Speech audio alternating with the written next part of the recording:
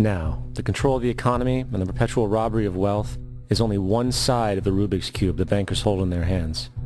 The next tool for profit and control is war. Since the inception of the Federal Reserve in 1913, a number of large and small wars have commenced. The three most pronounced were World War I, World War II, and Vietnam. World War I. In 1914, European wars broke out centered around England and Germany. The American public wanted nothing to do with the war. In turn, President Woodrow Wilson publicly declared neutrality. However, under the surface, the U.S. administration was looking for any excuse it could find to enter it. In a noted observation by Secretary of State William Jennings, the large banking interests were deeply interested in the World War because of the wide opportunities for large profits.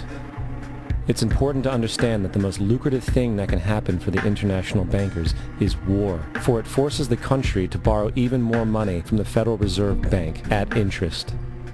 Woodrow Wilson's top advisor and mentor was Colonel Edward House, a man with intimate connections with the international bankers who wanted in the war. In a documented conversation between Colonel House, Wilson's advisor, and Sir Edward Grey, the Foreign Secretary of England, regarding how to get America into the war, Grey inquired, "What will Americans do if Germans sink an ocean liner with American passengers on board?" House responded, "I believe that a flame of indignation would sweep the United States, and that by itself would be sufficient to carry us into war." So, on May 7, 1915, on essentially the suggestion of Sir Edward Grey, a ship called the Lusitania was deliberately sent into German-controlled waters, where German military vessels were known to be.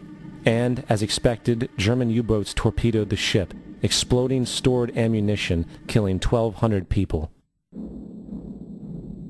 To further understand the deliberate nature of this setup, the German embassy actually put advertisements in the New York Times telling people that if they boarded the Lusitania, they did so at their own risk, as such a ship sailing from America to England through the war zone would be liable to destruction.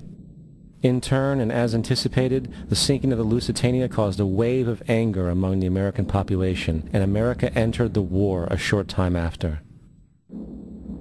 The First World War caused 323,000 American deaths. J.D. Rockefeller made $200 million off of it.